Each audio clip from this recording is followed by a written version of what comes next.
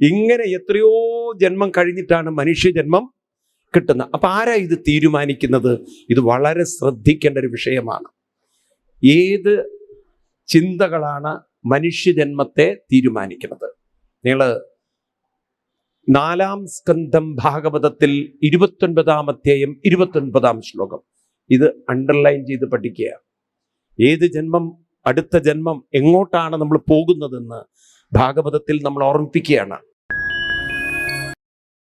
ഏതായാലും ഇവിടെ നമ്മൾ ആ തൃതീയ സ്കന്ധത്തില് കാണുന്നത് 31-ാം അധ്യായത്തില് ജീവന്റെ ഗതി കാണുന്നുണ്ട്.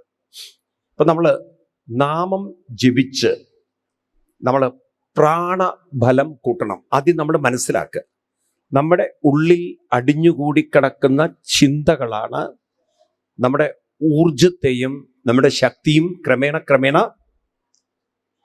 ചോർത്തിക്കളയുന്നത്. ഡെയിലി നാമം ജപിക്കുന്ന ഒരാളിലെ പ്രാണശക്തി ഉണർന്നു വരും. നിങ്ങൾ എത്ര നാമം ജപിക്കുന്നുണ്ടോ അത്രയും ഉറക്കെ പറയൂ, ഏതുണരും? പ്രാണശക്തി. അപ്പൊ അതിന്റെ അർത്ഥം വാസനയുടെ തീവ്രത കുറഞ്ഞു വരും.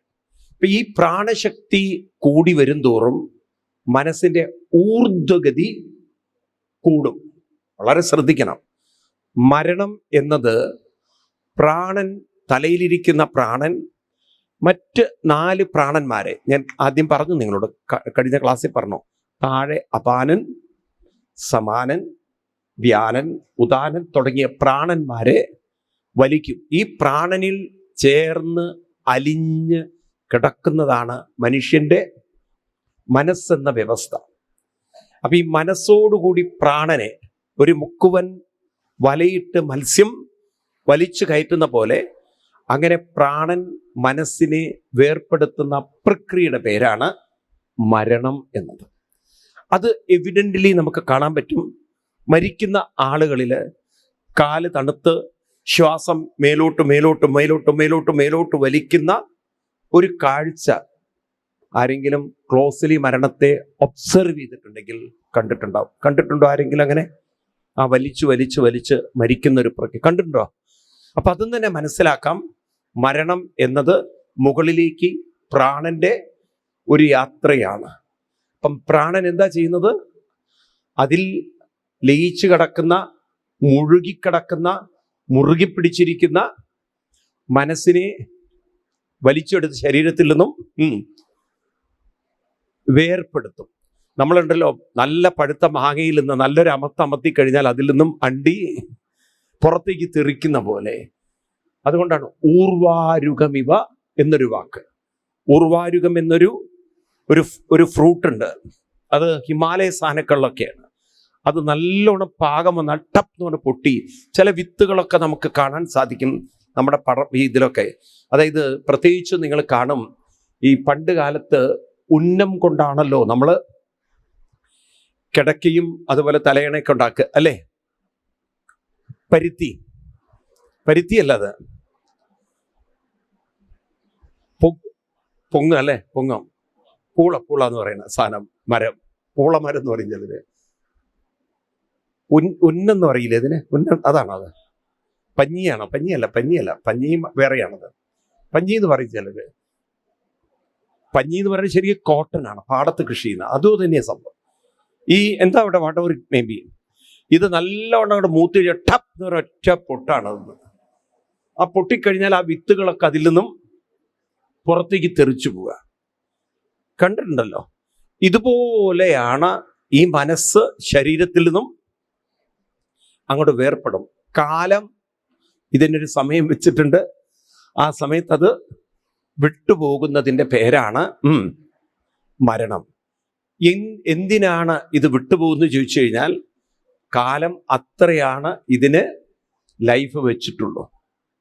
അത് ഓരോന്നിനിപ്പം ഒരു ചെടി പൊട്ടുന്നത് അതെന്താന്ന് ചോദിച്ചു കഴിഞ്ഞാൽ, കാലം അതിനത്രയും മൂപ്പ് വെച്ചിട്ടുണ്ട്. ഇപ്പൊ ഒരു തേങ്ങ ഇത്രയും സമയം കൊണ്ട് മൂത്ത് പാകാവണമെന്നുണ്ട് അല്ലേ?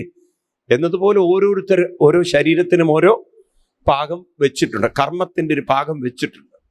അപ്പൊ അങ്ങനെ വിട്ടുപോയാൽ ശ്രദ്ധിക്കണം, ഇത് എവിടേക്കാണ് പോകുന്നതെന്ന ഒരു കൺഫ്യൂഷൻ, അതാണ് പലപ്പോഴും പലരും തെറ്റിദ്ധരിപ്പിച്ച് നമ്മളെയൊക്കെ കൺഫ്യൂഷൻ ആക്കുന്നത്.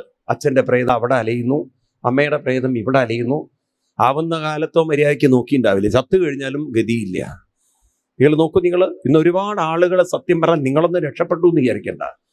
നാളെ ഏതെങ്കിലും ഒരു ജ്യോത്സ്യം വിചാരിച്ചാൽ മതി, നിങ്ങളെ കലയുന്ന പ്രേതങ്ങളാക്കി കളയും.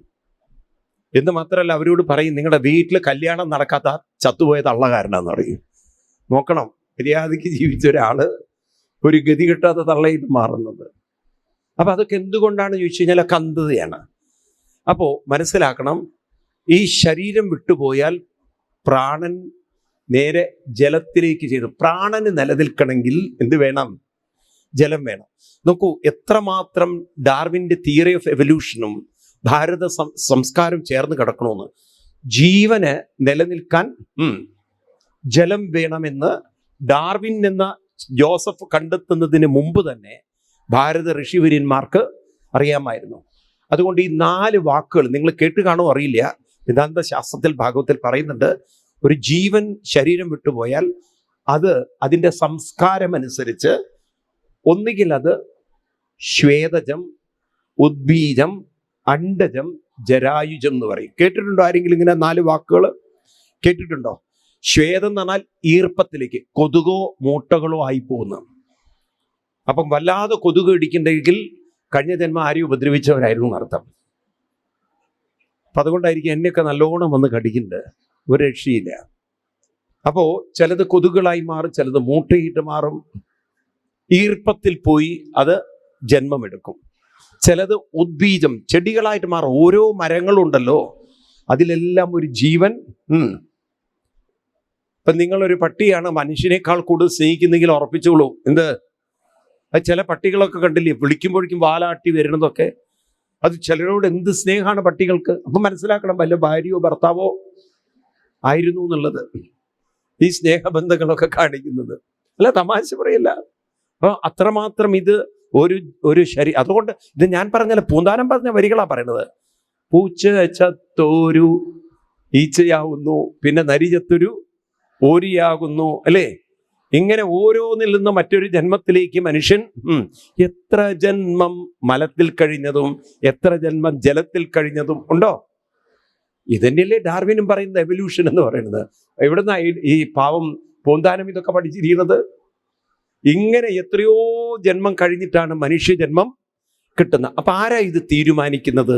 ഇത് വളരെ ശ്രദ്ധിക്കേണ്ട ഒരു വിഷയമാണ്. ഏത് ചിന്തകളാണ് മനുഷ്യജന്മത്തെ തീരുമാനിക്കുന്നത്? നിങ്ങൾ 4-ാം സ്കന്ധം ഭാഗവതത്തിൽ 29-ാം അധ്യായം 29-ാം ശ്ലോകം ഇത് അണ്ടർലൈൻ ചെയ്ത് പഠിക്കുക. ഏത് ജന്മം, അടുത്ത ജന്മം എങ്ങോട്ടാണ് നമ്മൾ പോകുന്നതെന്ന് ഭാഗവതത്തിൽ നമ്മൾ ഓർമ്മിപ്പിക്കുകയാണ്. 4-ാം സ്കന്ധം 29-ാം അധ്യായം 29-ാം ശ്ലോകം. 4-ാം സ്കന്ധം അവിടെ പറയുന്നു, കൊജിച്ച പുമാൻ, കൊജിച്ച സ്ത്രീ, കൊജിച്ച ഉഭയമന്തതി, ദേവോ മനുഷ്യതിരിയക്വ യഥാ കർമ്മഗുണം ഭവാൻ.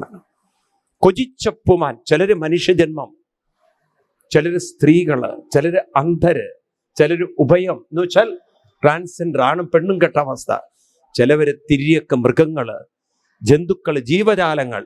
ഇതൊക്കെ ആര് തീരുമാനിക്കണോ? യഥാ കർമ്മഗുണം ഭവ. നമ്മുടെ ഓരോരുത്തരുടെയും മനസ്സിലുണ്ടാക്കി വെക്കുന്ന സംസ്കാരങ്ങളാണ്, ശീലങ്ങളാണ്, സ്വഭാവങ്ങളാണ് ഈ ജന്മങ്ങളെ തീരുമാനം. അതായത് നിങ്ങൾക്കൊരൊറ്റ ചിന്തയുള്ളൂ, രാവിലെ കുറെ കഴിക്കണം, ലൗകികമായ കുറെ കാര്യങ്ങൾ ചിന്തിക്കണം, കുടുംബകാര്യങ്ങൾ, അത് കഴിഞ്ഞാൽ രാത്രി കിടന്നുറങ്ങണം. ഈ ലൗകികത മാത്രമാണെങ്കിൽ ഒരുപക്ഷെ മനുഷ്യജന്മത്തിന്റെ ആവശ്യം അതിന് പട്ടിക്കും പൂച്ചയ്ക്കും പറ്റും. അതുകൊണ്ടാണ് പട്ടികളുണ്ട്, അല്ലെങ്കിൽ കോർണറിൽ പരസ്പരം അങ്ങോട്ട് വർത്തമാനം പറയുന്നത്. ഈ ഗുരുവായൂരിൽ തന്നെ കാണാൻ നിൽക്കുക, ആ കോർണറിൽ പോയി കഴിഞ്ഞാൽ അപ്പുറത്തെ മമ്മിയൂരിലെ പട്ടികൾ അവിടെ വരും.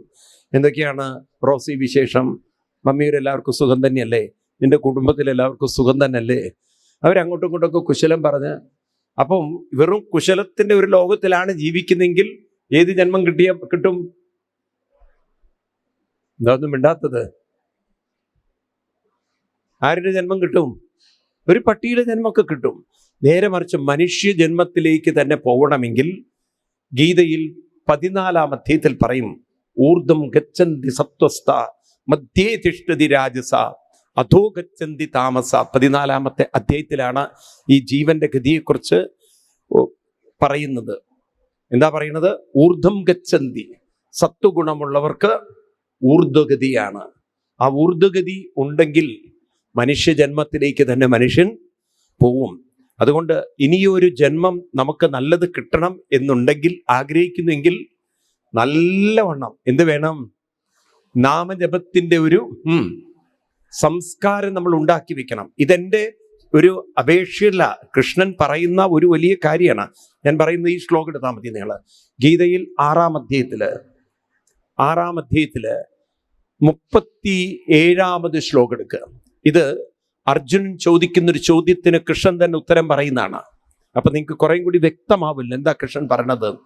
അർജുനൻ ചോദിക്കുകയാണ്, അയതി ശ്രദ്ധയോപേത യോഗാചലിത മാനസ അപ്രാപ്യ യോഗ സംസിദ്ധിം കാം ഗതിം കൃഷ്ണ ഗച്ഛതി. ഹേ കൃഷ്ണ, നമ്മള് കുറച്ചു നേരം ഇരുന്ന് ജപിക്കുന്നു, ഭജിക്കുന്നു, കീർത്തിക്കുന്നു, ഇതൊക്കെ റെഗുലർലി ചെയ്യുന്ന ഒരാള് ഇൻ കേസ് അയാൾക്ക് മരണത്തിലേക്ക് പോവേണ്ടതായി വന്നിട്ടുണ്ടെങ്കിൽ കാ ഗതി കൃഷ്ണ ഗച്ഛതി, അയാളുടെ ഗതി എന്തായിരിക്കും കൃഷ്ണ എന്ന് ചോദിക്കുകയാണ്. അതിനാണ് ഭഗവാൻ ഉത്തരം പറയുന്നത്. 40-ാം ശ്ലോകം മുതൽ കാണാം. പാർത്ഥനൈവേഹനാമുത്ര വിനാശത്തസ്യ വിദ്യതേ നഹി കല്യാണകൃത് ദുർഗതിം താതഗച്ഛതി. ഇത് കൃഷ്ണന്റെ വാക്കുകളാണ്. കാണുന്നുണ്ടോ? ഞാൻ പറയുന്ന ശ്ലോകം കാണുന്നുണ്ടോ? അവിടെ പറയുന്നത് എന്താണ്? കല്യാണകൃത്. പറയൂ. കല്യാണകൃത് എന്ന് പറഞ്ഞാൽ കല്യാണം കഴിച്ചവർ എന്നുള്ള അർത്ഥത്തിലല്ല. കല്യാണകൃത് എന്ന് പറഞ്ഞാൽ അവനവന് മംഗളകരമായ, ശ്രേയസ്കരമായ, നിശ്രേയസ്കരമായ, അഭ്യുന്നതി ഉണ്ടാക്കുന്ന, ഉന്നതി ഉണ്ടാക്കുന്ന കാര്യങ്ങൾ ആരാണോ റെഗുലർലി ചെയ്യുന്നത്, ദുർഗതിം നഗച്ഛതി. കല്യാണകൃത് പറയൂ, ദുർഗതിം നഗച്ഛതി. മനസ്സിലാവോ? കല്യാണകൃത്. റിപ്പീറ്റ് ചെയ്യൂ. കല്യാണകൃത് ദുർഗതിം നഗച്ഛതി. അർത്ഥാവില്ലേ? കല്യാണകൃത് ആരാണോ മംഗളകരമായ കാര്യം ചെയ്യുന്നത് അവർക്കൊരിക്കലും എന്തുണ്ടാവില്ല? ദുർഗതി ഉണ്ടാവില്ല. ഈ ഗ്യാരണ്ടി കൃഷ്ണൻ തന്നെ തരുന്നുണ്ടെങ്കിൽ നമ്മളെ കല്യാണകൃത് ആക്കി വെക്കേണ്ട ഉത്തരവാദിത്വം കല്യാണകൃത്. കൃത് പറഞ്ഞാൽ ദ വൺ ഹു ഡസ്. ആരാണോ വൺ ഹു പ്രാക്ടീസ്, ആരാണോ റെഗുലർലി ഇത് ചെയ്യുന്നത്. ഇത് പ്രാർത്ഥനയല്ല, ഇത് നമ്മുടെ മനസ്സിന്റെ സംസ്കാരത്തെ പരിവർത്തനം വരുത്തുന്ന നിരന്തരമായ അഭ്യാസമാണ്, സാധനയാണ്, അനുഷ്ഠാനമാണ്. ഇപ്രകാരം ആര് റെഗുലർലി പ്രാക്ടീസ് ചെയ്യുന്നുണ്ടോ അവർക്ക് കല്യാണകൃത് ആയിട്ടുള്ള അവർക്ക് എന്തില്ല? അവർക്ക് പറയൂ, ഉറപ്പിച്ചോളൂ, നിങ്ങൾ റെഗുലർലി സാധനകൾ ചെയ്യുന്നവരാണെങ്കിൽ, അനുഷ്ഠാനമുള്ളവരാണെങ്കിൽ, ഏത് ജന്മം ഇനിയൊരു ജന്മം വരേണ്ടതായിട്ടുണ്ടെങ്കിൽ ഇത് ഭഗവാൻ തരുന്നതല്ല, നിങ്ങളുടെ മനസ്സിന്റെ സംസ്കാരത്തിനനുസരിച്ച് യഥാ കർമ്മ ഗുണം ഭവ, നമ്മുടെ മനസ്സിന്റെ സംസ്കാരത്തിനനുസരിച്ച് രൂപപ്പെടുന്നതാണ്. മനസ്സിലാവുണ്ടല്ലോ? This is a science. കാരണം നിങ്ങളാണ് നിങ്ങളുടെ ജന്മങ്ങൾക്ക് കാരണം എന്ന് എപ്പോഴും ഓർക്കുക. പാവം ഭഗവാനെ ഇതിലേക്കൊന്നും വലിച്ചഴിക്കേണ്ട കാര്യമില്ല. ഭഗവാൻ നിങ്ങൾക്ക് നിങ്ങളുടെ മനസ്സിനെ മാറ്റാനുള്ള സ്വാതന്ത്ര്യവും ശക്തിയും കഴിവും സമയവും ഒക്കെ തന്നിട്ടുണ്ട്. ഉണ്ടോ?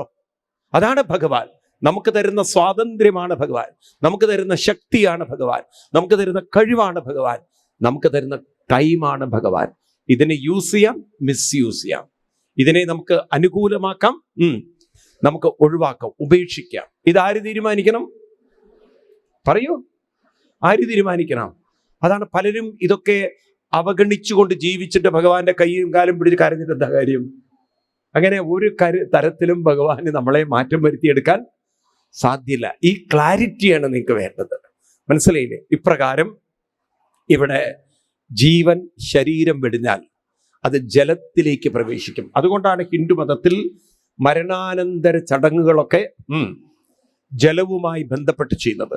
എന്തിനേറെ ദഹിപ്പിക്കുന്ന സമയത്ത് കുടം പൊട്ടിക്കുന്ന ഒരു ചടങ്ങ് ഹിന്ദുക്കൾക്കുണ്ട്. ഉണ്ടോ?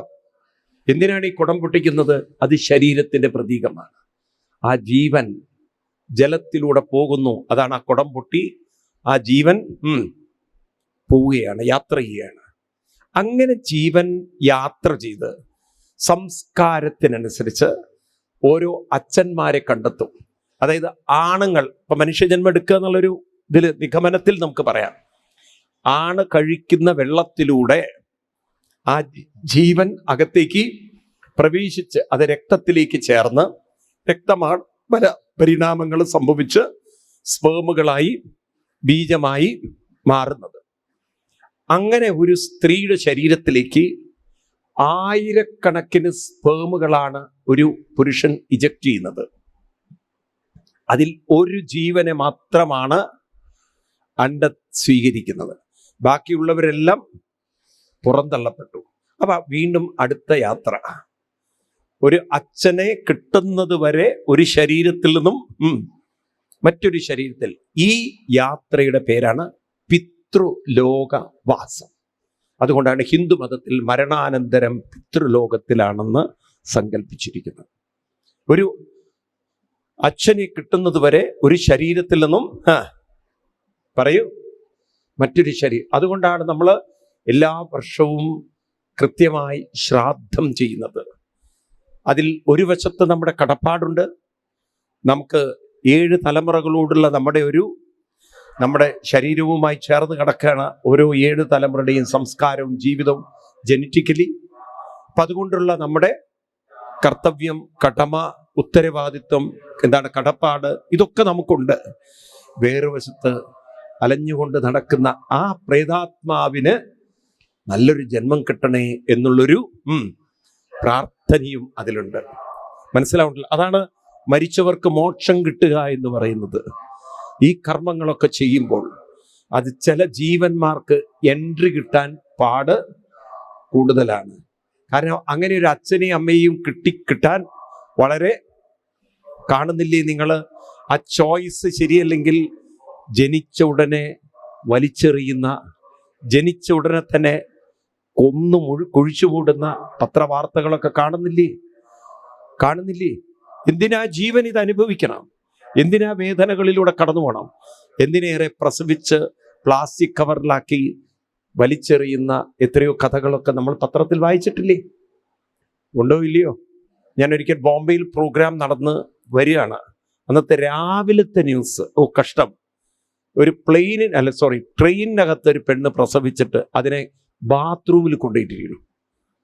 അവിടെ ടോയ്ലറ്റിൽ പോകാൻ നേരത്തെ ടോയ്ലറ്റിൻ്റെ ഉള്ളിൽ നിന്ന് ഒരു കവർ ഇളകിക്കൊണ്ടിരിക്കുകയാണ്. അപ്പോഴാണ് നോക്കുമ്പം അതിൻ്റെ അകത്തൊരു കുഞ്ഞു പിടയാണത്. ഒരു സ്ത്രീ പ്രസവിച്ച് ടോയ്ലറ്റിൽ. അപ്പം ആ കുട്ടി എന്തനുഭവിക്കണം അതിന് വന്നത്? ഓരോരുത്തരുടെയും കർമ്മദോഷങ്ങളെ അവർക്ക് മാറ്റാൻ ചോയ്സ് തെറ്റിപ്പോയി, വന്നത് തെറ്റിപ്പോയി, എൻട്രി തെറ്റിപ്പോയി. മനസ്സിലാവുണ്ടല്ലോ? ഈ തരത്തിൽ സമൂഹം മാറുന്ന കാഴ്ച. അപ്പം ഇവിടെയാണ് നമുക്കിനി ഒരു കാര്യം കുട്ടികളോട് പറയാനുള്ളത്. ഒരു സ്ത്രീയും പുരുഷനും ഒരു കുഞ്ഞാവുന്ന സമയത്ത് ബന്ധങ്ങൾ ഉണ്ടാക്കുമ്പോൾ ആയിരക്കണക്കിന് സ്പേമുകളാണ് ഒരു സ്ത്രീയുടെ അണ്ഡത്തിന് നേരെ പോകുന്നത്. ഇവിടെയാണ് വളരെ ശ്രദ്ധിക്കണം നിങ്ങൾ. ഭാരതത്തിൻ്റെ ഒരു മഹത്തായൊരു കാഴ്ചപ്പാട് നമ്മുടെ പെൺകുട്ടികൾക്ക് നഷ്ടപ്പെട്ടുകൊണ്ടിരിക്കുകയാണ്. അപ്പോൾ ഒരു ജീവൻ എൻട്രി കിട്ടണമെങ്കിൽ, നല്ല എൻട്രി വേണമെങ്കിൽ, ഒരു പെൺകുട്ടിയിൽ ചില വ്രതനിഷ്ഠകളുണ്ടെങ്കിൽ അതിലുള്ള ഏറ്റവും നല്ല ജീവനെ ആയിരിക്കും ആ അണ്ഡം തിരഞ്ഞെടുക്കുന്നത്. ഈ വ്രതത്തെക്കുറിച്ച് ഭാഗവതം പറയുന്നുണ്ട്. 8-ാം സ്കന്ധത്തിൽ നമുക്ക് പയോവ്രതം എന്നൊരു ഭാഗം കാണാൻ സാധിക്കും. ഏതാണ്? നമുക്ക് പെൺകുട്ടികൾക്കൊക്കെ പറഞ്ഞു കൊടുക്കേണ്ട ഒരു വ്രതമാണ്. അതായത് വിവാഹം കഴിഞ്ഞ ഉടനെ തന്നെ ഒരു കുഞ്ഞാവാൻ ആഗ്രഹിക്കുന്നുവെങ്കിൽ, അല്ലെങ്കിൽ എന്തെങ്കിലും അവർ ആഗ്രഹിക്കുന്നെങ്കിൽ, ഈ വ്രതം അനുഷ്ഠിക്കുമ്പോൾ അണ്ഡശുദ്ധി, സങ്കല്പശക്തി, കാല അനുകൂലത, ഇതൊക്കെ വരുമ്പോൾ ഏറ്റവും സർവശ്രേഷ്ഠമായ ജീവനെയായിരിക്കും അണ്ഡം തെരഞ്ഞെടുക്കുന്നത്. അതല്ല തോന്നിയതുപോലെ ഒരു വികാരത്തിലാണ് ബന്ധമെങ്കിൽ വ്യാസഭഗവാൻ വാൺ ചെയ്തു അംബികയും അംബാലികയും. വ്രതമെടുക്കുകയാണ് നല്ലത്. അപ്പോഴേ ഉത്കൃഷ്ടരായിട്ടുള്ള പുത്രന്മാരുണ്ടാവുള്ളൂ. തപസ്വിയായ വ്യാസനിൽ നിന്നും ബീജത്തെ സ്വീകരിച്ചപ്പോൾ ഒരു വ്രതനിഷ്ഠകളും അടുക്കാതെ ഒരു എന്താണ്, തങ്ങൾക്ക് കുട്ടികളെ വേണമെന്നില്ല, അങ്ങനെ ഒരു ചിന്തയോടുകൂടി, മനസ്സിലായില്ലേ? അങ്ങനെ വ്യാസരെ സ്വീകരിച്ചപ്പോഴാണ് ഒരാളിൽ അന്ധനായ ധൃതരാഷ്ട്രം, മറ്റൊരാളിൽ രോഗിയായ പാണ്ഡുവും ഉണ്ടായത്. എന്നാൽ വളരെ ഭക്തിയോടെ വ്രതത്തോടെ ആ വ്യാസരിൽ നിന്നും ബീജം സ്വീകരിച്ച ദാസിയിലുണ്ടായ പുത്രനാണ് വിതുരൻ. എന്തിനാ ഈ കഥകളൊക്കെ പറയുന്നത്? ശ്രേഷ്ഠന്മാരായ മക്കൾക്ക് ജന്മം കൊടുക്കണം എന്നാഗ്രഹിക്കുന്ന കുട്ടികൾക്കുള്ള വ്രതമാണ്. അവർക്ക് പറയൂ, ഇതിനെക്കുറിച്ചൊക്കെ ഒരു അവബോധം നമ്മുടെ കുട്ടികളിലേക്ക് കൊണ്ടുവരാൻ നമുക്ക് സാധിക്കണം. അല്ലെങ്കിൽ അമ്മയെ കൊല്ലുന്ന, തല്ലുന്ന, കാണുന്നുണ്ടല്ലോ പത്രത്തിലൊക്കെ, 10ഉം 15ഉം വെട്ടുകെട്ടി അമ്മയെ കൊല്ലുന്നു. ഈ തരത്തിലുള്ള ക്രൂരതകളൊക്കെ കാണിക്കുന്ന മക്കളുണ്ട്, അമ്മയെ കൊണ്ടു നടക്കുന്ന മക്കളുണ്ട്, കെയർ ചെയ്യുന്ന മക്കളുണ്ട്. ഉണ്ടോ? ഈ രീതിയിൽ എത്ര എത്ര അനുഭവങ്ങളും കഥകളാണ് നമ്മൾ കേൾക്കുന്നത്. മക്കളെ ദ്രോഹിക്കുന്ന അമ്മമാരുണ്ട്. ഉണ്ടോ? ഈ കാലഘട്ടത്തിൽ നമുക്ക് ഈ ഒരു അവബോധം കുട്ടികളുണ്ടാക്കണം. നിൽക്കട്ടെ, ഏതായാലും ജീവൻ യാത്രയിലാണ്. ഒരു അച്ഛനെ കിട്ടിക്കഴിഞ്ഞാൽ അമ്മയുടെ ഗർഭപാത്രത്തിലെത്തുമ്പോൾ എക്സാക്ട്ലി എന്താണ് അമ്മയുടെ വയറ്റിൽ സംഭവിക്കുന്നതെന്ന് ഒരു സ്കാനിങ്ങും സോണോഗ്രാഫിയും ഇല്ലാതെ കപിലൻ എഴുതി വയ്ക്കുന്ന അധ്യായമാണ് 31-ാം അധ്യായം. അതൊരു ഗംഭീരമായൊരു ഗൈനക്കോളജിയുടെ അധ്യായം കൂടിയാണ്. ഇത്രയൊക്കെ എവിടെ നിന്ന് കിട്ടി കപിലൻ അറിവ് എന്നത് വളരെ അത്ഭുതത്തോടുകൂടി, ഇവൻ ഗൈനക്കോളജിക്ക് പോലും നിഷേധിക്കാൻ പറ്റാത്ത അത്ര ഒരു സയന്റിഫിക് ആയിട്ടുള്ള ഒരു ദർശനം നമുക്കിവിടെ കാണാൻ പറ്റും. ഇന്ന് ഞാനിത് വായിക്കുമ്പോൾ കഴിഞ്ഞ ഒരു 2 മാസം മുമ്പ് അമേരിക്കയിലെ മെഡിക്കൽ ജേർണലിൽ ന്യൂറോ സയൻസ് നടത്തിയ റിസർച്ചിൽ പറയുന്നത്, മനുഷ്യൻ മരിക്കാൻ നേരത്തും ജനിക്കാൻ നേരത്തും ജീവിതത്തിൽ സംഭവിച്ച പല സംഭവങ്ങളെയും ഓർക്കും എന്നാണ് പറയുന്നത്. മനുഷ്യൻ ജനിക്കാൻ നേരത്തും മരിക്കാൻ നേരത്തും അവൻ്റെ ന്യൂറോ പ്രവർത്തനങ്ങൾ കുറേ കാലത്തെ പഠനം നടത്തിയിട്ട് അവർ പറയുന്നു, ജീവിതത്തിൽ നടന്ന പ്രധാന സംഭവങ്ങളെ മനുഷ്യൻ ഓർക്കുന്നതാണ്. അപ്പം ആ ഒരു ചിന്ത ഏത് ഓർക്കണം, ആ ഓർമ്മയിലാണ് പലപ്പോഴും പലരും നിങ്ങളെ സ്വാധീനിച്ച ചിന്തകൾ, ആ സ്വാധീനിച്ച ചിന്തയെ സ്മരിച്ചുകൊണ്ടാണ് നമ്മൾ ഓരോരുത്തരും ശരീരം വിടുന്നത്. ഇത് 5000 വർഷം മുമ്പ് കപിലൻ എഴുതി വെച്ചിരിക്കുകയാണ്. ഇന്നിത് റിസർച്ച് വർക്കാണ്, അന്നത് ധ്യാനത്തിലൂടെ കണ്ടെത്തിയാണ്. നോക്കാം, നമുക്ക് ഈ 31-ാം അധ്യായം ജസ്റ്റ് ഒന്ന് നമുക്ക് അതിലൂടെ ഒന്ന് വായിച്ചു നോക്കാം. സമയത്തിൻ്റെ ഒരു കുറവുണ്ട്, അതുകൊണ്ട് ഫാസ്റ്റായിട്ട് നമുക്ക് കടന്നു പോവാം. അവിടെ കലലം തു ഏകരാത്രേണ പഞ്ചരാത്രേണ ബുധം, ഇതൊക്കെ വായിക്കുമ്പോണ്ടല്ലോ നമ്മളെ പെൺകുട്ടികളെ കുറെ കൂടി ഒരു അവയർനെസ്സിലേക്ക് വരുത്താൻ നമുക്ക് ഭാഗവത സപ്താഹങ്ങളൊക്കെ പ്രയോജനപ്പെടുത്തണം. കാരണം ഇന്ന് നമ്മുടെ പെൺകുട്ടികൾ പ്രസവിക്കുന്നതിൻ്റെ തോത് വളരെ കുറഞ്ഞു വരികയാണ്. എന്ന് മാത്രമല്ല, പ്രസവിക്കാൻ ഇന്ന് ഹോർമോൺ ചികിത്സ വേണ്ടി വരികയാണ്.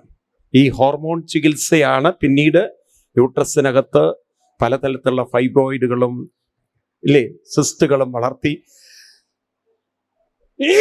അതുകൊണ്ട് അവർക്ക് കുറേ കഴിഞ്ഞാൽ ചിലപ്പം ബ്രസ്റ്റിൽ ക്യാൻസർ ആയിരിക്കും, ചിലപ്പം സിസ്റ്റ് ഗ്രോത്ത് ഉണ്ടാക്കുന്ന പ്രശ്നങ്ങൾ, അല്ലെങ്കിൽ യൂട്രസിൽ തന്നെ അപകടങ്ങൾ ഉണ്ടാക്കി അവസാനം അത് തന്നെ എടുത്ത് കളയേണ്ട, ഓവറി എടുത്ത് കളയേണ്ട കേസുകളാണെന്ന് കൂടി വരുന്നത്. ആണോ അല്ലയോ? പണ്ട് നമ്മൾ കേൾക്കാത്ത ക്യാൻസറൊക്കെ ഇന്ന് സ്ത്രീകളിൽ കൂടി വരികയാണ്. കഴിഞ്ഞ ദിവസം ഇവിടെ വന്നിരുന്ന മുഹമ്മദ് ഷെരീഫ് എന്ന് പറയുന്ന അദ്ദേഹത്തിൻ്റെ മകള് RCCയിലാണ്. അവളുടെ ഏറ്റവും കൂടുതൽ പേഷ്യൻസ് എന്ന് പറയുന്നത് ഈ ബ്രസ്റ്റ് ക്യാൻസർ ഉള്ള കുട്ടികളാണ്. ഒക്കെ 30-40 വയസ്സിനിടയ്ക്കുള്ള പെൺകുട്ടികളാണ്. അപ്പോൾ എത്രയോ RCCയിലെ കേസുകൾ എങ്ങനെ ഡെയിലി കൂടി വരികയാണ്. അതിൻ്റെ പ്രധാന കാരണം എന്ന് പറയുന്നത് ആഹാരമാണ്. ഇത് പലപ്പോഴും രക്ഷിതാക്കൾ മനസ്സിലാക്കുന്നേയില്ല. പ്രത്യേകിച്ച് ഇന്നത്തെ കാലഘട്ടത്തിൽ ആഹാരശുദ്ധോ സത്വശുദ്ധി എന്ന കാര്യം നമ്മൾ മറന്നുപോയി. ഇന്ന് കൂടുതലും ഈ നോൺ വെജ് കൾച്ചർ കൊണ്ടു നടക്കുന്ന ആളുകൾ, പ്രത്യേകിച്ച് ഇപ്പോഴത്തെ ഈ ചിക്കൻ ഇത്യാദി സാധനങ്ങളൊക്കെ ഹോർമോൺ കണ്ടന്റ് ഫുഡുകളാണെന്ന് അറിയുന്നില്ല. കോഴികൾക്ക് ഹോർമോൺ ടാബ്ലറ്റ് കൊടുത്തുകൊണ്ടാണ് അവർ കോഴിയെ പറയൂ. അപ്പം ആ കോഴിയിലുള്ള ഹോർമോൺ വ്യവസ്ഥകൾ, അതിലുള്ളതൊക്കെ മനുഷ്യ ശരീരത്തിലേക്കും അബ്സോർവ് ചെയ്യപ്പെടുമ്പോൾ ഫെലോപ്പിൻ ട്യൂബിലാണ് ബീജം വന്ന് വീഴുക. ഈ വീഴുന്ന ബീജത്തെയാണ് ഗർഭാശയത്തിൽ കൊണ്ടെത്തിക്കുന്നത്. പക്ഷെ ആ ട്യൂബ് കുറേ കഴിഞ്ഞാൽ എന്ത് സംഭവിക്കുന്നു വെച്ച് കഴിഞ്ഞാൽ ഹോർമോണിൻ്റെ അതിപ്രവർത്തനം കൊണ്ട് അതിൻ്റെ ആ ലൂബ്രിക്കേഷൻ നഷ്ടപ്പെട്ട് അത് പിന്നെ ഒരിക്കലും ഗർഭാശയത്തിലേക്ക് ഈ ബീജത്തെ എത്തിക്കില്ല. അതുകൊണ്ടാണ് പല പെൺകുട്ടികളും കൺസീവ് ചെയ്യാതെ പോകുന്നത്. മനസ്സിലാവുണ്ടല്ലോ, ഇതൊക്കെ ആ ഹോർമോണിൻ്റെ സ്വാധീനം കൊണ്ടാണ്. അപ്പോൾ ഒരു അച്ഛനും അമ്മയും അറിയുന്നില്ല ഈ കുട്ടി നാളെ അമ്മയാവേണ്ടവളാണ്, ഈ പ്രവർത്തനം ഇതാണ് ശരീരത്തിൽ, അത് മാറ്റാൻ ആർക്കും പറ്റില്ല, കാരണം അത് സയൻസാണ്. അപ്പം അതിന് ഹോർമോൺ അധികരിച്ച ഫുഡുകളൊന്നും പെൺകുട്ടികളിൽ നിങ്ങൾക്ക് തന്നെ കാണാൻ പറ്റും. ഇപ്പോഴത്തെ പെൺകുട്ടികൾ ഈ ഹോർമോൺ പ്രവർത്തനം എങ്ങനെ നടക്കണം. 5-ാം വയസ്സിൽ പീരീഡ് ആവുന്ന 5-ാം ക്ലാസ്സിൽ പഠിക്കുന്ന 5-ാം വയസ്സല്ല 5-ാം ക്ലാസ്സിൽ പഠിക്കുന്ന കുട്ടികൾ പീരീഡ് ആവുന്ന കേട്ടിട്ടുണ്ടോ? നിങ്ങൾ കേട്ടിട്ടുണ്ടോ? പെൺകുട്ടികൾ കാണിനെ പോലെ എന്ത് വരുന്നു, താടിയും മീശയൊക്കെ വരുന്ന കണ്ടിട്ടുണ്ടോ നിങ്ങൾ? ധാരാളം രോമങ്ങളൊക്കെ ശരീരത്തിൽ വരുന്നത്. അപ്പൊ അതിൻ്റെ അർത്ഥം ഈ രോമങ്ങൾ വരാൻ കാരണം ശരീരത്തിൽ പറയൂ, സ്ത്രീകളുടെ ശരീരത്തിലുള്ള ഹോർമോണിൽ നിന്നും പുരുഷ ശരീരത്തിന്റെ ഹോർമോൺ പ്രവർത്തനം ആ ശരീരത്തിൽ കൂടി. ഇതൊക്കെ വരുന്നത് ഏതിലൂടെയാണ് കണ്ടിട്ടെങ്കിലും തിരിച്ചറിവ് അച്ഛനമ്മമാർക്കില്ല എന്നുള്ളതാണ് സങ്കടം. നിങ്ങളത് ആലോചിച്ച് നോക്കൂ. വെറുതെ ആശുപത്രികളിൽ പോയിട്ട് മരുന്ന് കഴിച്ചിട്ട് ഗർഭം ധരിക്കേണ്ട ഒരു ഗതികേട് നമ്മുടെ കുട്ടികൾക്കായിത്തീർന്നത് കുറേയൊക്കെ രക്ഷിതാക്കളുടെ ശ്രദ്ധയില്ലായ്മയല്ലേ? ഇതിനെക്കുറിച്ചൊക്കെ ഒരു എഡ്യൂക്കേഷൻ നമ്മുടെ കുട്ടികൾക്ക് വേണോ വേണ്ടയോ? ഒന്ന് ചിന്തിക്കേണ്ടതല്ലേ? നമ്മൾ അതിനുവേണ്ടി ഒന്ന് പ്രവർത്തിക്കണം. കാരണം പല രക്ഷിതാക്കൾക്കും കുട്ടികളെ വളർത്താൻ അറിയില്ല. നാക്കിൻ്റെ രുചിക്ക് വേണ്ടി ജീവിതത്തെ തന്നെ കൈവിടുന്ന ഒരു രീതിയായിപ്പോയി നമ്മൾ. ആണോ അല്ലയോ? അതുകൊണ്ട് കൃഷ്ണൻ പറയും 3 തരം ആഹാരത്തെക്കുറിച്ച്. സാത്വികാഹാരം കേട്ടിട്ടുണ്ടോ നിങ്ങൾ? ഗീതയിലെ 17-ാം അധ്യായം എടുത്ത് നോക്കൂ നിങ്ങൾ.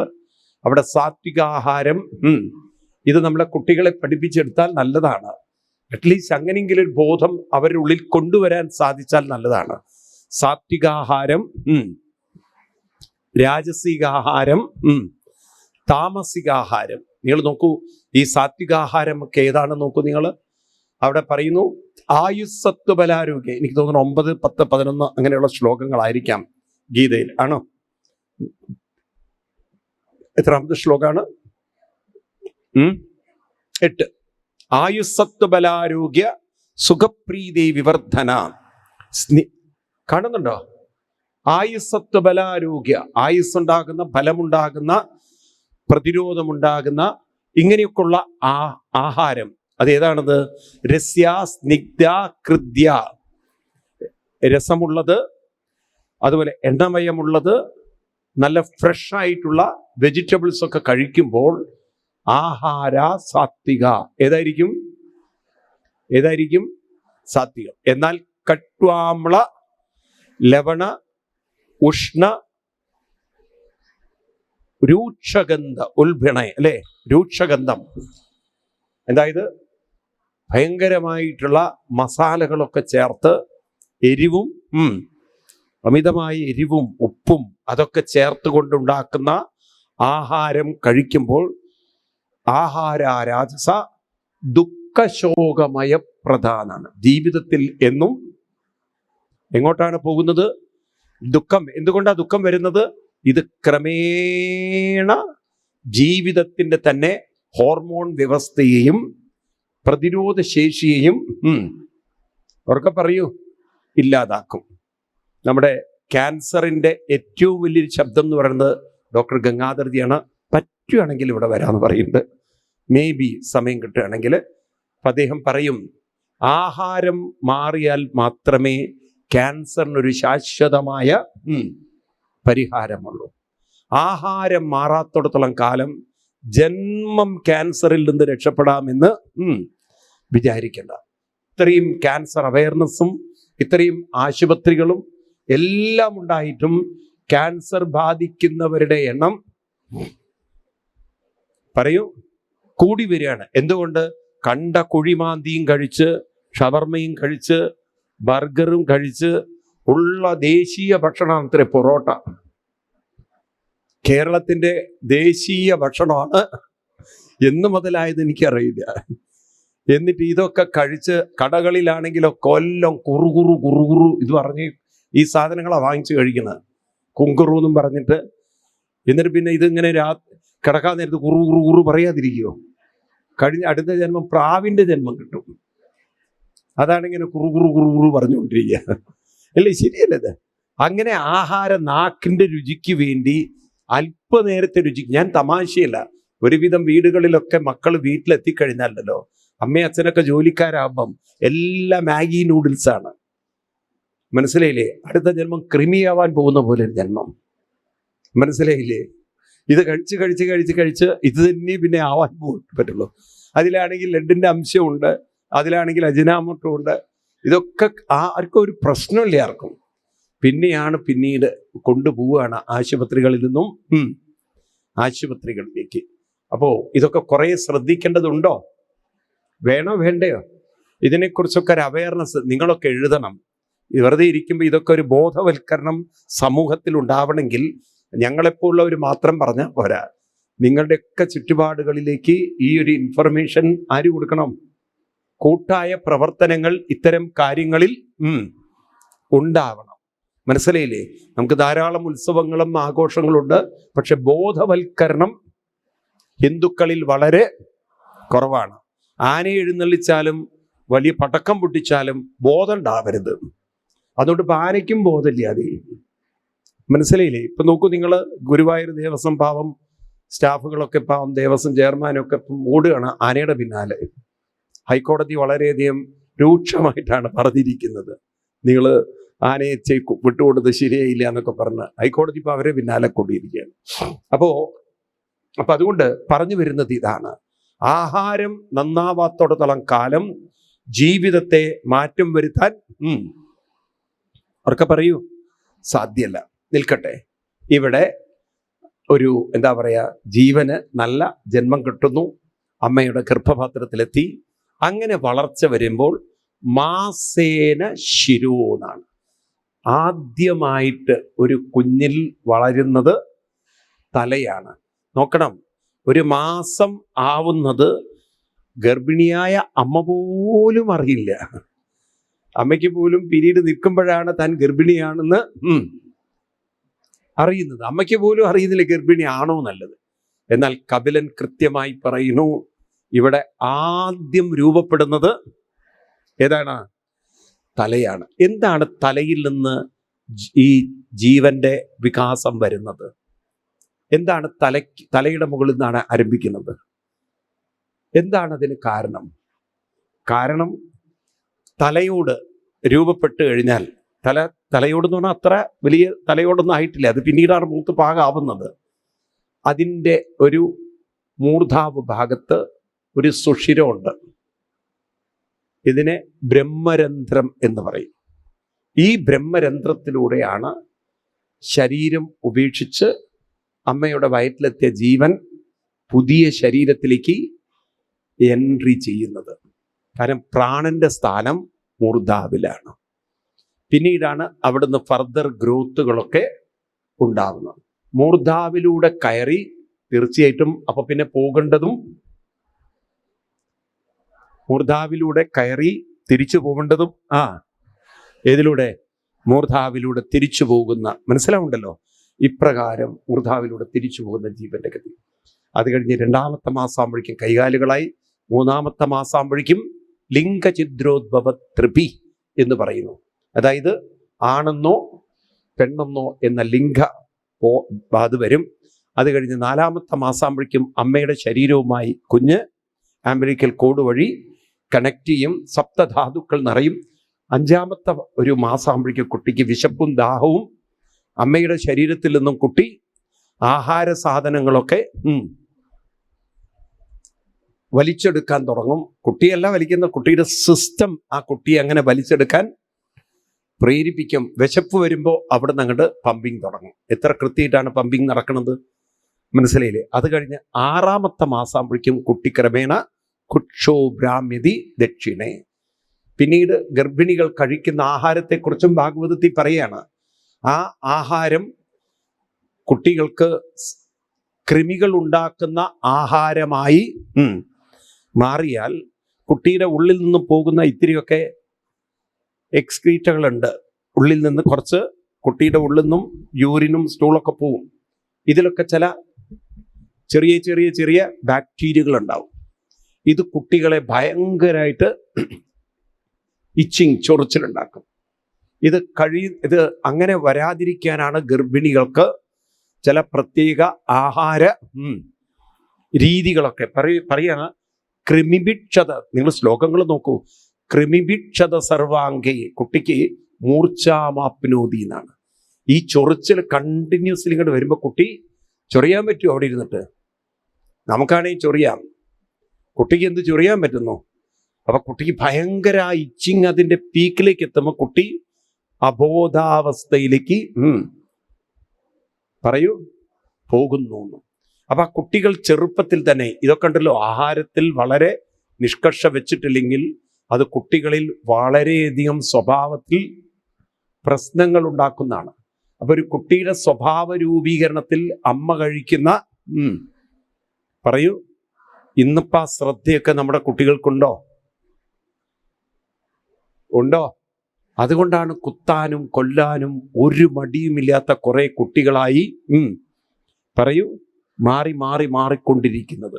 ആഹാര ശുദ്ധോ സത്വശുദ്ധി എന്നാണ്. ആഹാരം ശുദ്ധമാകും തോറും സ്വഭാവത്തിലും പറയൂ മാറ്റങ്ങൾ ഉണ്ടാവാൻ തുടങ്ങും. അതാണ് സത്യത്തിൽ വേണ്ടതും. ഞാൻ പറയുമ്പോൾ നമ്മുടെ ഗവൺമെന്റ് ഉണ്ടല്ലോ, ഈ ജയിലുകളിലൊക്കെ കിടക്കുന്നവർക്ക് ഇന്നാണെങ്കിൽ ജയിലിൽ പോകാൻ താല്പര്യം കാണിക്കുക ആൾക്കാർ. പണ്ടൊക്കെ ജയിലിൽ ഉണ്ട കിട്ടുന്നായിരുന്നു.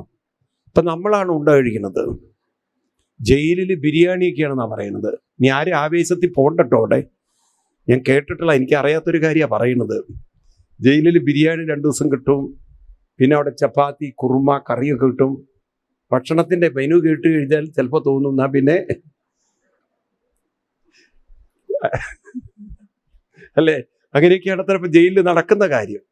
എന്നാൽ വാസ്തവത്തിൽ ഇവർക്ക് കൊടുക്കേണ്ടത് എന്താന്ന് വെച്ചാൽ എന്നും ഉപ്പുമാവ്, അതിൽ മുളകും ഉണ്ടാവരുത്, ഉപ്പും ഉണ്ടാവരുത്, ഒരു എരിവുമില്ലാത്ത കറിയും. അവൻ സത്യപ്രതിജ്ഞ ചെയ്യണം, ജീവിതത്തിൽ ഇനി ഒരിക്കലും ഈ വഴിക്ക് ഞാൻ വരില്ല എന്ന്. അങ്ങനെ അവനെ കൊണ്ട് തീറ്റിക്കണം. കാരണം നാട്ടുകാരെ മുഴുവൻ ദുഃഖം തീറ്റിച്ചിട്ട് അവന് ബിരിയാണി കൊടുക്കുക എന്ന് പറഞ്ഞാൽ അത് മനുഷ്യത്വം അല്ല, അത് തോന്നിവാസം എന്നാ പറയേണ്ടതിന്, അല്ലേ? ആണോ അല്ലയോ? ക്രൂരത ചെയ്തവന് ബിരിയാണി കൊടുക്കുന്നതാണ് മനുഷ്യത്വം എന്ന് പറയുന്ന യൂസ്ലെസ്സുകളായിട്ടുള്ള കുറെ ഉദ്യോഗസ്ഥന്മാർ നമുക്കുണ്ട്. എന്ത് ചെയ്യാൻ പറ്റും? ഒരു ദൈവബോധം വേണ്ട അവർക്ക്, ദൈവീകത വേണ്ടേ? അല്ലേ? ശരിയല്ലത്. അവർക്ക് വേണ്ടത് നല്ല ഉപ്പുമാവ്. പിന്നെ അവൻ ആ ഉപ്പുമാവ് കാണുമ്പോൾ ജയിൽ ഓർമ്മ വരും അവന്. ദൈവമേ, ഈ സാധനം ഇനി ഞാൻ ജീവിതത്തിൽ, കാലത്ത് രാവിലെ ഉപ്പുമാവ്, ഉച്ചയ്ക്ക് ഉപ്പുമാവ്, രാത്രി പിന്നെ അവന് മടുക്കും. ഒയ്യോ കഴിക്കില്ല, പിന്നെ 3 ദിവസം കഴിഞ്ഞിട്ട് കഴിച്ചാൽ മതി. അപ്പൊ അവന് മനസ്സിലാവും ഇതല്ലാത്ത വേറൊരു ഓപ്ഷൻ ഇവിടെ ഇല്ല എന്നുള്ളത്. അപ്പൊ അവന്റെ കുറ്റകൃത്യങ്ങളിലും എന്തുണ്ടാവും? മാറ്റങ്ങൾ ഉണ്ടാവും. കുറ്റം ചെയ്യാൻ പോയില്ല. കാരണം കുറ്റം ചെയ്യുമ്പോൾ അപ്പോൾ ഓർമ്മ വരും, ഉപ്പുമാവാണ് കേട്ടോ എന്ന്. അവൻ്റെ ഉള്ളിൽ നിന്നൊരു വാണിംഗ് കൊടുക്കും. ഇതല്ലപ്പോൾ അവന് കുറ്റകൃത്യം ചെയ്യുമ്പോൾ ഉള്ളെന്ന് പറയുന്നത് ബിരിയാണിയാണ് കിട്ടുന്നത് എന്ന്, ഇല്ലേ? ചപ്പാത്തിയും കുറുമിയും മിസ്സാക്കണ്ട എന്ന്. എന്തൊരു കഷ്ടം നോക്കൂ നിങ്ങൾ. സർക്കാർ തന്നെ ജയിലിൽ പോകാൻ വേണ്ടി ഇവർക്കൊരു പ്രേരണയും പ്രചോദനം കൊടുക്കുകയാണ്. എവിടെ നന്നാവുന്നത്? വെറുതെയാണ് ഇവറ്റുകൾ പോയവരൊന്നും ഇങ്ങോട്ട് ഇറങ്ങി വരാത്തത്. നിങ്ങൾ നോക്കുക, ഓരോന്ന് പോയവരുടെയൊക്കെ അവസ്ഥ നോക്കും നിങ്ങൾ. എല്ലിച്ച് പോയവനുണ്ട് ഇപ്പം 80 കിലോ ഒക്കെ ആയിട്ട് വരുന്നു. 75-80. ഞാൻ കണ്ടിട്ടില്ല അങ്ങനെ. ഈ മനുഷ്യൻ ഇങ്ങനെയൊക്കെ ഒരു മാറ്റം ഉണ്ടാവും. കണ്ടിട്ടുണ്ടോ നിങ്ങൾ? ഒരു ക്രിമിനലുകളെയൊക്കെ പിന്നീട് കുറച്ച് കഴിഞ്ഞ് നോക്കുമ്പോൾ എന്ത് വണ്ണമൊക്കെ വെച്ചിട്ടാണ് ഇവന് വരുന്നത്. ഈ തരത്തിൽ ഇവരെ തീറ്റി നിങ്ങളുടെ ചെലവിലാ പോകും, നമ്മുടെയൊക്കെ ചെലവിലാ തീറ്റുന്നത്. ആണോ? സർക്കാർ ഗവൺമെന്റിന് എന്ത് പഠിച്ചു? ഇവരെ വീട്ടിൽ നിന്ന് വല്ലതും കൊണ്ടുപോകണ്ടോ? കുറച്ച് അവരും കൂടി എടുക്കാൻ പറ്റുമോ നോക്കും. അതല്ലേ നമ്മുടെ ഗവൺമെന്റ് സിസ്റ്റം എന്ന് പറയുന്നത്. അപ്പം അതുകൊണ്ട് ഞാൻ പറഞ്ഞു വരുന്നത്, മാറ്റങ്ങൾ ഉണ്ടാക്കണം. അപ്പോൾ ഇനി പറയുന്ന ഭാഗം അതാണ് ഗംഭീരം. ഈ കുട്ടി അമ്മയുടെ ഗർഭപാത്രത്തിൽ 8-9 മാസമാകുമ്പം പറയാണ്, ചെയ്ത കാര്യങ്ങളൊക്കെ ഓർക്കും എന്നാണ് പറയുന്നത് കപിലൻ. അതാണ് ഞാൻ പറയുന്നത്, ഇപ്പോഴത്തെ ന്യൂറോ സയൻറ്റിസ്റ്റുകൾ ഈ കാര്യം കൃത്യമായി ഗവേഷണത്തിലൂടെ കണ്ടെത്തിയിരിക്കുകയാണ്, മരണസമയത്ത് ജീവിതത്തിൽ നടന്ന പ്രധാന കാര്യങ്ങളെ ഓർത്തുകൊണ്ടാണ് മനുഷ്യൻ മരിക്കുക. മനസ്സിലാവുണ്ടല്ലോ, ശരീരം അവശ്യമായാലും മനസ്സ് അവശ്യമാവണം എന്നില്ല. ഇപ്പോൾ ഈ ഡോക്ടർമാരെ സംബന്ധിച്ച് ഏറ്റവും വലിയൊരു ദുരന്തം എന്ന് പറയുന്നത് മരണം എന്താണെന്ന് പറയാൻ സാധിക്കില്ല. കഴിഞ്ഞ 2 ആഴ്ച മുമ്പാണ് കണ്ണൂരിൽ ഒരുത്തൻ മരിച്ചു എന്നും പറഞ്ഞിട്ട് ഓൾമോസ്റ്റ് അവനെ മോർച്ചറി കൊണ്ടുപോയി ഇട്ടതാണ്. കുറച്ച് കഴിഞ്ഞപ്പോഴാണ് അവൻ വർത്തമാനം പറയാൻ തുടങ്ങിയത്. ഒരു നിമിഷം കൊണ്ട് അവൻ തിരിച്ചു ബോധത്തിലേക്ക് വരിക. അപ്പൊ തലയ്ക്കകത്ത് എന്താ സംഭവിക്കുന്നതെന്ന് പലർക്കും അറിയില്ല. മനസ്സിലായില്ലേ? ഈ കാലിക്കറ്റ് മെഡിക്കൽ കോളേജിൽ പണ്ട് ഒരു സംഭവം നടന്നത്, ഒരു പയ്യൻ സൂയിസൈഡ് ചെയ്തു. സൂയിസൈഡ് ചെയ്ത് വൈകുന്നേരത്തെയാണ് അവൻ്റെ ബോഡി അവർ കൊണ്ടുവന്ന് രാത്രി ഇപ്പോഴും പോസ്റ്റ്മോർട്ടം ഡിപ്പാർട്ട്മെന്റ് അടച്ചു കഴിഞ്ഞു. അപ്പോൾ ഇവനെ മോർച്ചറി കൊണ്ട് കടത്തി. ആ മോർച്ചറിയിലാണെങ്കിലോ ബർത്തൊക്കെ ഫുള്ളായിരുന്നു, ഭയങ്കര റിസർവേഷൻ ആയിരുന്നു. ഫസ്റ്റ് ക്ലാസ്സും സെക്കൻഡ് ക്ലാസ്സും തേർഡ് ക്ലാസ്സും എല്ലാ റോയിലും ഫുള്ളായിരുന്നു ആൾക്കാർ. അപ്പോൾ ഇവനെ താഴെയാണ് അവർ കടത്തിയത്, അവിടെ സ്പേസ് ഉണ്ടായിരുന്നുള്ളൂ. അങ്ങനെ അന്ന് പോയി പിറ്റേ ദിവസം കാലത്ത് വാച്ച്മാൻ വന്ന് തുറക്കുമ്പോണ്ട് ഇവൻ അയ്യപ്പസ്വാമിയെ പോലെ ഇരിക്കുന്നു. സിൻമുദ്രയ്ക്കിട്ടവൻ കുനിഞ്ഞിരിക്കുകയാണ്. മൂക്കിൽ മാത്രം പഞ്ഞിയില്ല എന്ന് മാത്രം. കാരണം അവിടെ ഇവിടെയൊക്കെ കെട്ടും പൂട്ടിയിട്ടില്ല ഇരിക്കുന്നത്. അയ്യപ്പസ്വാമിക്കുണ്ടല്ലോ ഒരു യോഗ ബെൽറ്റൊക്കെ, ഇതുപോലെ ഇവനൊക്കെ കെട്ടിട്ടിട്ടാണ് ഇരിക്കുന്നത്. ഈ വാച്ച്മാൻ പേടിച്ചു പോയി, അയാൾ ജീവനും കൊണ്ട് ഓടി അവിടെ നിന്ന്. ഇതിങ്ങനെ ഒരു പ്രേതത്തെ ആദ്യമായിട്ടാണ് കണ്ടത്. പിന്നെ നോക്കുമ്പോഴാണ് മനസ്സിലായി ഇവൻ്റെ ഒരു നെർവ് സ്റ്റക്കായി പോയത്, അവൻ മരിച്ചു എന്ന് വിചാരിച്ചതാണ്. അതേ മോർച്ചറി കൊണ്ടുപോയിട്ട് അവൻ്റെ തലയിലെടുത്ത് നോക്കൂ. എങ്ങാനും പോസ്റ്റ്മോർട്ടം ഡിപ്പാർട്ട്മെന്റ് അടച്ചില്ലായിരുന്നെങ്കിൽ ഇവനെ ജീവനോടെ വെട്ടിപ്പൊളിച്ചിട്ടുണ്ടാവും. കാരണം ചില നെർവുകൾ സ്റ്റക്കായാൽ ഹൃദയം നിന്നു, ബ്രെയിൻ പ്രവർത്തനം ഇല്ല തോന്നും, ലങ്സ് പ്രവർത്തിക്കില്ല. അപ്പോ ഇവരൊരു നിഗമനത്തിലേക്ക് എത്തുകയാണ്. ആള് ഇവനാണെങ്കിൽ തണുത്ത്, മോർച്ചറി ഭയങ്കര എക്സ്ട്രാ കൂളല്ലേ, തണുത്ത് വിറച്ചിട്ട് ഇവൻ എണീറ്റ് നിന്ന് പോയതാണ്. രാവിലെ പിന്നെ നോക്കുമ്പോൾ ഇവര് കണ്ടുപിടിച്ച് മരിച്ചിട്ടില്ല. ഇങ്ങനെ എത്ര കേസുകൾ. അപ്പോൾ ഒരു കാര്യം മനസ്സിലാക്കുക, ഇവിടെ കപിലൻ പറയണു, ജനിക്കുന്നതിന് മുമ്പും ചില കാര്യങ്ങൾ കൃത്യമായി മനുഷ്യൻ ഓർക്കുന്നതാണ്. ഇവിടെ താൻ ചെയ്ത ജീവിതത്തിലെ ഓരോ കാര്യങ്ങൾ ഓർത്തുകൊണ്ട് ആ ജീവന്റെ ഒരു സ്തുതിയുണ്ട് ഗർഭപാത്രത്തിൽ ഇരുന്നിട്ട്. കപിലൻ അത് ഗംഭീരമായിട്ട് ഇവിടെ 31-ാം അധ്യായത്തിൽ എഴുതി വെച്ചിരിക്കുകയാണ്. എന്നിട്ട് അവസാനം ഭഗവാനോട് ഹൃദയമൊരുക്കി പ്രാർത്ഥിക്കുകയാണ്, ഇനിയും ഭഗവാനെ ഈ ചക്രത്തിലൂടെ കടന്നു പോകാൻ എനിക്ക് യോഗം വരരുത്. അതുകൊണ്ട് തസ്മാദഹം വിഗത വിക്ലവ ഉദ്ധരിഷ്യേം ആത്മാനമാശു തമസസുഗതാത്മനൈവ ഭൂയോ യഥാ വ്യസനമേകനേകരന്ത്രം മാമേ ഭവിഷ്യത് ഉപാസിത വിഷ്ണുപാദ. ഞാൻ ഭഗവാന്റെ പാദങ്ങളെ ഉപാസിച്ചുകൊണ്ട് ഈ ദുരിതങ്ങളിൽ നിന്ന് എങ്ങനെയെങ്കിലും രക്ഷപ്പെടാം, അതിനെന്നെ അനുഗ്രഹിക്കണേ ഭഗവാനെ എന്ന് ഗർഭപാത്രത്തിലിരുന്നു കൊണ്ട് ആ ജീവൻ സ്തുതിച്ചു എന്നൊക്കെയാണ് പറയുന്നത്. അപ്പോൾ നമ്മുടെയൊക്കെ ജീവിതം എന്ന് പറയുന്നത് ഇവിടം കൊണ്ടൊരിക്കലും ഈ നാടകം അവർക്ക് പറയൂ തീരുകയില്ല. ശരീരത്തിൽ നിന്നും ശരീരത്തിൽ നിന്നും പ്രാണൻ മനസ്സിനെ വേർപ്പെടുത്തും. ഏതുപോലെ? വാസാംസി ജീർണാനി യഥാ വിഹായ. 2-ാം അധ്യായം ഗീതയിലെ 22-ാം ശ്ലോകം. വാസാംസി ജീർണാനി യഥാ വിഹായ നവാനി ഗൃണ്ണാതി നരോപരാണി തഥാ ശരീരാണി വിഹായ ജീർണാനി അന്യാനി സംയാതി നവാനി ദേഹി. ദിവസവും വൈകുന്നേരം നാം നമ്മുടെ വസ്ത്രം മാറ്റി മേല് കഴുകി പുതിയ വസ്ത്രം ധരിക്കുന്ന പോലെയാണ് ഈ പ്രാണൻ മനസ്സിനെ ശരീരത്തിൽ നിന്നും വേർപ്പെടുത്തി മറ്റൊരു വസ്ത്രത്തിലേക്ക്, മറ്റൊരു ശരീരത്തിലേക്ക് യാത്ര ചെയ്യുന്നത്. അതുകൊണ്ട് ജീവിതയാത്ര ഇവിടം കൊണ്ടൊരിക്കലും പറയൂ. അതുകൊണ്ട് ഇതൊന്നും നിങ്ങൾ പറയരുത്, എങ്ങനെയെങ്കിലും ചത്തുപോയാൽ മതിയായിരുന്നു ഭഗവാനെ, എന്നെ അങ്ങോട്ട് കൊണ്ടുപോയിക്കൂടെ ഭഗവാനെ. അങ്ങനെ കൊണ്ടുപോകാൻ പറ്റില്ല.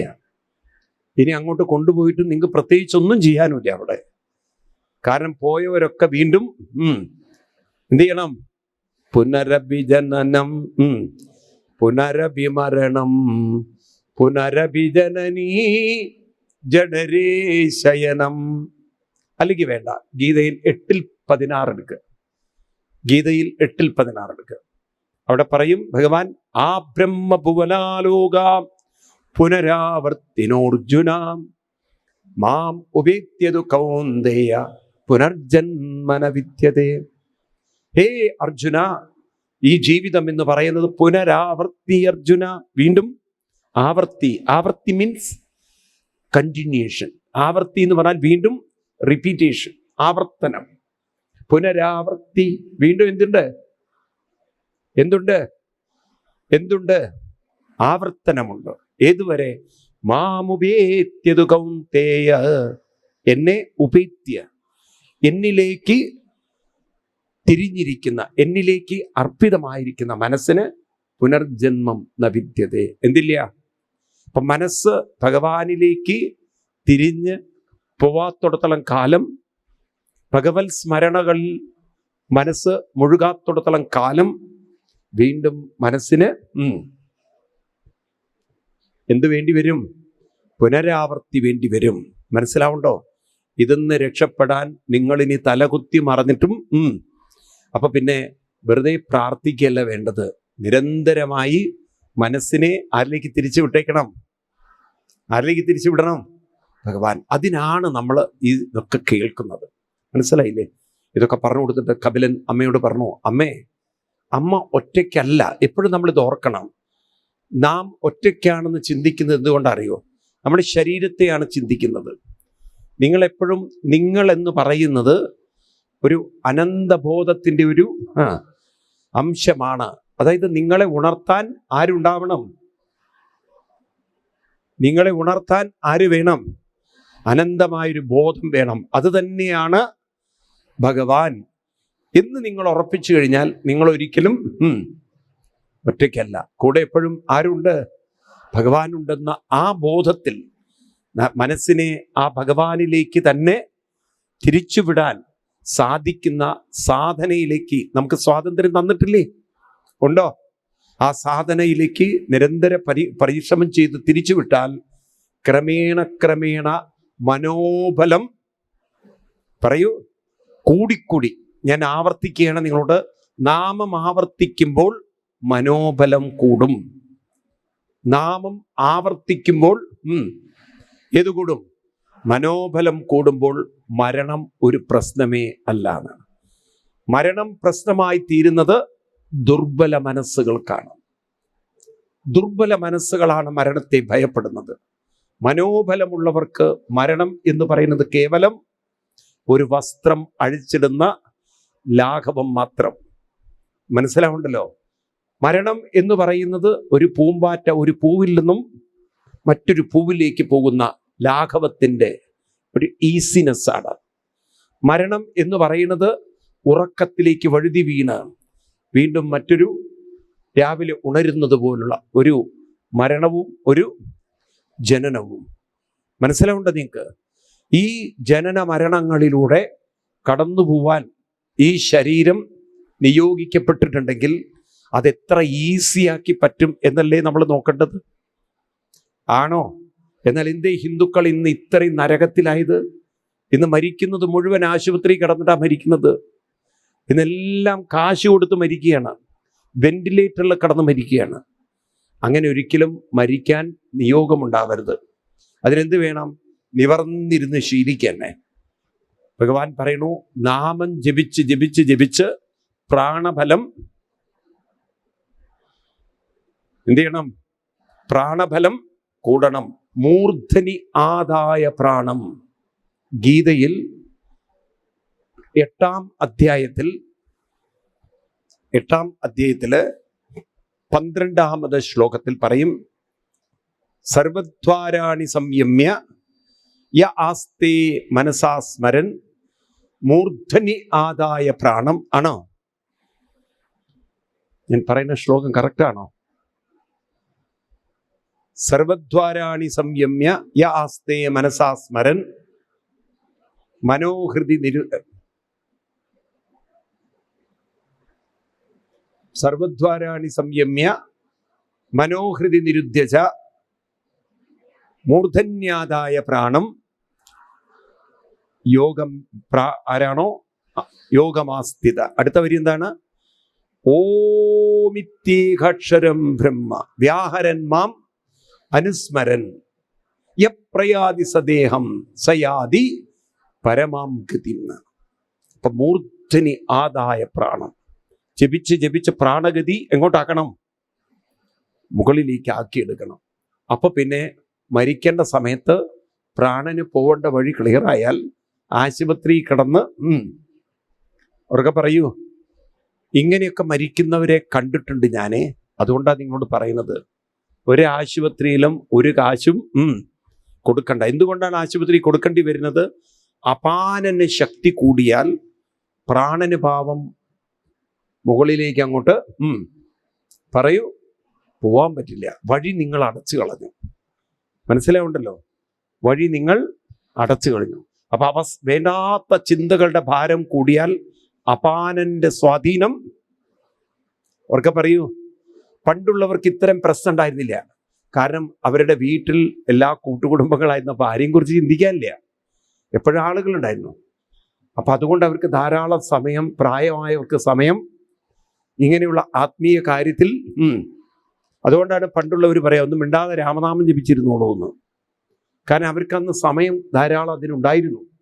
ഇന്നിപ്പം നമ്മുടെ വീടുകളിൽ ആളുകളുടെ എണ്ണം കുറഞ്ഞ് ചാവാ നേരത്തും മകൻ, അമ്മ ചിന്തിക്കുകയാണ് 89-90 വയസ്സായി, ആ അമ്മ ചിന്തിക്കുകയാണ് മകൻ വെള്ളം കുടിച്ചിട്ടുണ്ടാവുമോ പാവെന്ന്. മകൻ 78 വയസ്സാണ്. അപ്പൊ 78 വയസ്സുള്ള മകനെ ഓർത്തുകൊണ്ട് ദുഃഖിക്കുന്ന ഒരമ്മ അപ്പം മരിക്കാൻ നേരത്ത് ദുരിതം അനുഭവിച്ചേ പറ്റുള്ളൂ.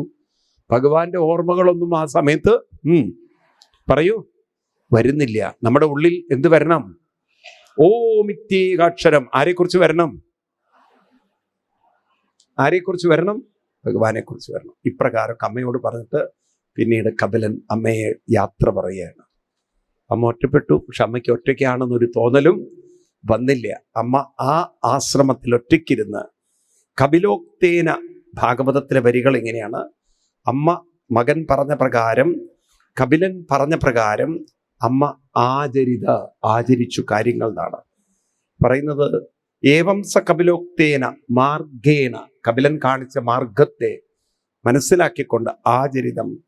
അങ്ങനെ അവസാനം അമ്മ ഭഗവാനെ സ്മരിച്ച് ആ ഭഗവത് ചിന്തയിൽ അങ്ങനെ ലയിച്ച് ബ്രഹ്മനിർവാണം കൈവരിച്ചു എന്നാണ്. എന്താണ്? അമ്മയുടെ ശരീരം ആരുമില്ല അവിടെ, വേറെ.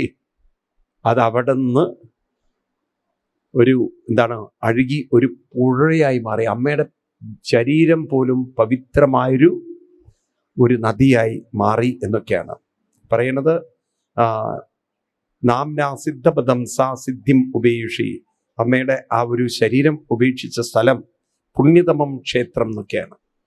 ഇതാണ് ഹിമാലയത്തില്, അങ്ങ് ഹിമാലയ സ്ഥാനക്കളില് ഈ ഒരു സ്ഥലം എന്ന് പറയുന്നത് സിദ്ധബാറി എന്ന് പറയും. സിദ്ധന്മാരുടെ തപോഭൂമി എന്ന് പറയും. കപിലന്റെ ആശ്രമമായിട്ട് പറയുന്ന സ്ഥലമാണ്.